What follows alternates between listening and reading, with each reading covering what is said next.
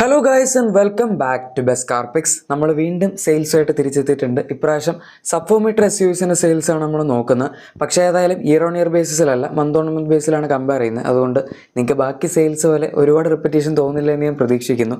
നമുക്ക് ഏതായാലും 14th പൊസിഷനിൽ നിൽക്കുന്ന വണ്ടിയിൽ നിന്ന് സ്റ്റാർട്ട് ചെയ്യും. ജിംനിയാണ് ഏറ്റവും താഴെ നിൽക്കുന്നത്. 592 വാഹനങ്ങളുടെ സെയിൽസാണ് ജിംനിക്ക് കഴിഞ്ഞ മാസം കിട്ടിയിരിക്കുന്നത്. സത്യം പറഞ്ഞാൽ അത് അത്യാവശ്യം ഇമ്പ്രസീവാണ്. കാരണം സെപ്റ്റംബർ മാസത്തിൽ, അതായത് കഴിഞ്ഞതിന് മുന്നത്തെ മാസം 296 വാഹനങ്ങളുടെ സെയിൽസ് ആയിരുന്നു ഇതിന് കിട്ടിയത്.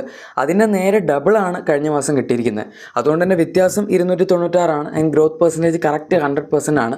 മാരുതിയിൽ ഇവരുടെ പ്രൊഡക്ഷൻ പ്ലാനിലുള്ള, അല്ലെങ്കിൽ എന്താണെന്ന് വെച്ചാൽ ആരോ പറഞ്ഞെന്ന് തോന്നുന്നു, നമുക്ക് കറക്റ്റ് ഡബിൾ ആക്കാം, അതാകുമ്പം ഇതിൻ്റെ പ്രോഫിറ്റ് പെർസെൻറ്റേജ് 100% ആവുമല്ലോ, ഓർ ഡബിൾ സെയിൽസ് എന്ന് പറയാമല്ലോ എന്ന്. കറക്റ്റ് അങ്ങനെ തന്നെ ചെയ്ത പോലെ ഉണ്ട്.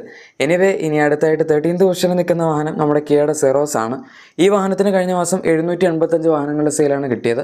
സെപ്റ്റംബറിൽ ഇതിലും കുറവായിരുന്നു, 465 ഉണ്ടായിരുന്നുള്ളൂ. അതുകൊണ്ട് തന്നെ 320 വാഹനങ്ങളുടെ വ്യത്യാസം, 68.82% ഗ്രോത്ത് റേറ്റും ഒക്കെ ഉണ്ട്. നമ്മുടെ ഈ ലിസ്റ്റിൽ മൂന്നാമതായി ഏറ്റവും കൂടുതൽ ഗ്രോത്ത് പെർസെൻറ്റേജ്, ഏറ്റവും കൂടുതൽ വന്ന ജിംനിയാണ്.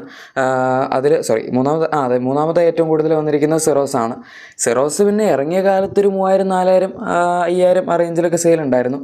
പിന്നെ അങ്ങോട്ട് താന്ന് 1500, 2000 റേഞ്ചിലേക്ക് വന്നു. ഇപ്പോൾ കുറച്ച് കാലമായിട്ട് 500-ന് താഴെയും 1000-ന് അടിയിലൊക്കെ ആയിട്ടാണ് സെയിൽ വന്നുകൊണ്ടിരിക്കുന്നത്. പ്രത്യേകിച്ച് കയറ്റവും ഇറക്കമൊന്നും ഉണ്ടാവാറില്ല. ഇനി നമ്മുടെ അടുത്ത 12th പൊസിഷനിൽ നിൽക്കുന്ന വണ്ടി റെനോയുടെ കൈഗറാണ്. ഈ വണ്ടിയുടെ ഫേസ് ലിഫ്റ്റ് വന്നിട്ടും സെയിൽ അങ്ങനെ അങ്ങോട്ട് പിടിച്ച് കയറിയില്ല. കഴിഞ്ഞ മാസം 948 വാഹനങ്ങളുടെ സെയിലാണ് കിട്ടിയത്. സെപ്റ്റംബറിൽ 1166 വാഹനങ്ങളുടെ സെയിലെങ്കിലും കിട്ടിയതായിരുന്നു. ഇതിപ്പോൾ കുറഞ്ഞു. 218 വാഹനങ്ങളുടെ വ്യത്യാസം, 18.7% ഡീഗ്രോത്ത് റേറ്റാണ് വന്നിരിക്കുന്നത്. നമ്മുടെ ഈ ലിസ്റ്റിൽ മന്ത് ഓൺ മന്ത് ബേസിൽ നോക്കുന്നതുകൊണ്ട് തന്നെ ആകപ്പാടെ 2 വാഹനങ്ങൾക്ക് മാത്രമേ ഡീഗ്രോത്ത് ഉള്ളൂ. അതിലേറ്റവും കൂടുതൽ ഡീഗ്രോത്ത് പെർസെൻറ്റേജ് കിട്ടിയിരിക്കുന്ന ഒരു വാഹനം കൂടിയാണ് നമ്മുടെ കൈഗർ. പിന്നെ പൊതുവെ റെനോയ്ക്ക് ഇപ്പം അധികം സെയിലില്ല.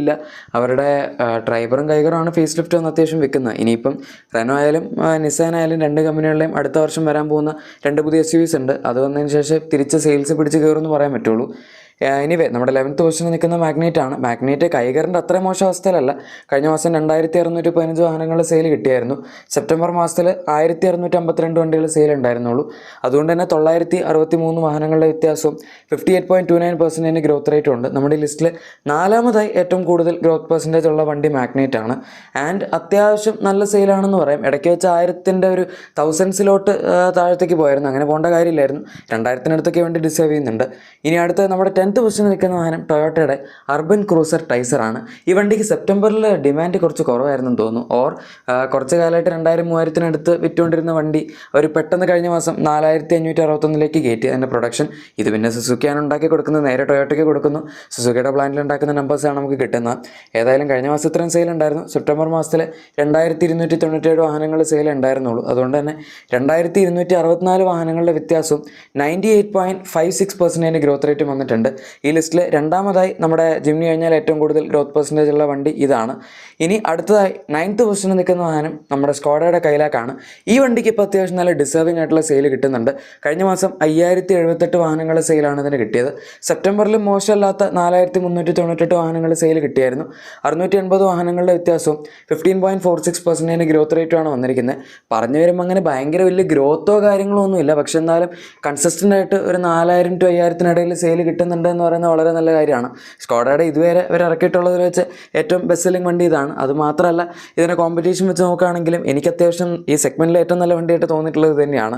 ഇനി നമ്മുടെ അടുത്ത 8th പൊസിഷനിൽ നിൽക്കുന്ന വാഹനം ഹ്യുണ്ടായുടെ എക്സ്റ്റർ ആണ്. ഇതിന് കഴിഞ്ഞ മാസം 6294 വാഹനങ്ങളുടെ സെയിലാണ് കിട്ടിയത്. കഴിഞ്ഞ മുന്നത്തെ മാസം, അതായത് സെപ്റ്റംബറിൽ 5643 വാഹനങ്ങളുടെ സെയിലായിരുന്നു കിട്ടിയിരുന്നത്. 651 വാഹനങ്ങളുടെ വ്യത്യാസവും 11.54% ഗ്രോത്ത് റേറ്റുമാണ് ഈ വാഹനത്തിന് വന്നിരിക്കുന്നത്. ഇതിനും അങ്ങനെ പറയത്തക്ക ഭയങ്കരമായിട്ടുള്ള ഗ്രോത്ത് പെർസെൻറ്റേജ് ഇല്ല എങ്കിലും 6000-ലോട്ട് സെയിൽസ് കയറിയിട്ടുണ്ടെന്ന് പറയും. ഇത്രയും കാലം ഇതിന് 5000, 4000 ആ റേഞ്ചിലൊക്കെ ആയിരുന്നു സെയിൽ വന്നുകൊണ്ടിരുന്നത്. അങ്ങനെ നോക്കുമ്പോൾ അത്യാവശ്യം ഇമ്പ്രസീവാണ്. പക്ഷേ പഞ്ചൻ്റെ കോമ്പറ്റീഷനായിട്ട് ഹ്യുണ്ടായി ഇറക്കിയ വണ്ടിയാണെങ്കിലും പഞ്ചൻ്റെ 4000-ത്തെ സെയിൽസിൻ്റെ കാര്യത്തിൽ വണ്ടി എത്തിയിട്ടില്ല. ഇനിയിപ്പോൾ അതുപോലെ തന്നെ ഹ്യുണ്ടായുടെ 7th പൊസിഷനിൽ നിൽക്കുന്ന വേറൊരു വാഹനമാണ് വെന്യൂ. ഇതിൻ്റെയും ഫേസ് ലിഫ്റ്റ് ഇപ്പോൾ ഈ മാസം വന്നു. പക്ഷേ നമുക്കിത് കഴിഞ്ഞ മാസത്തെ പ്രൊഡക്ഷൻ യൂണിറ്റ്സ് ആയതുകൊണ്ട് തന്നെ 11738 വാഹനങ്ങൾ സെയിൽ ഇതിന് കിട്ടിയിട്ടുണ്ട്. പക്ഷേ മിക്കവാറും അത് പ്രീ ഫേസ് ലിഫ്റ്റ് ആയിരിക്കും, അല്ലെങ്കിൽ അവർ ഫേസ് ലിഫ്റ്റിന് വേണ്ടി നടത്തിയിരിക്കുന്ന പ്രൊഡക്ഷൻ ആയിരിക്കും. ഇത് ഫാക്ടറി ഡിസ്പാച്ച് യൂണിറ്റാണ് നമ്മൾ പറയുന്നത്. ഏതായാലും സെപ്റ്റംബർ മാസത്തിലും 11484 വാഹനങ്ങൾ സെയിലായിരുന്നു. 254 വാഹനങ്ങളുടെ വ്യത്യാസവും 2.21% ഗ്രോത്ത് റേറ്റുമാണ് ഈ വാഹനത്തിൽ വന്നിരിക്കുന്നത്. നമ്മുടെ ലിസ്റ്റിൽ ഏറ്റവും കുറവ് ഗ്രോത്ത് പെർസെൻറ്റേജ് വന്നിരിക്കുന്ന വണ്ടി ഇതാണ്. പക്ഷെ അതൊരു കുഴപ്പമില്ല. കാരണം 11,000-നടുത്ത് ഓർ 12,000-നടുത്ത് കൺസിസ്റ്റൻ്റ് ആയിട്ട് സെയിൽ കിട്ടുക എന്ന് പറയുന്നത് വളരെ നല്ല കാര്യം തന്നെയാണ്.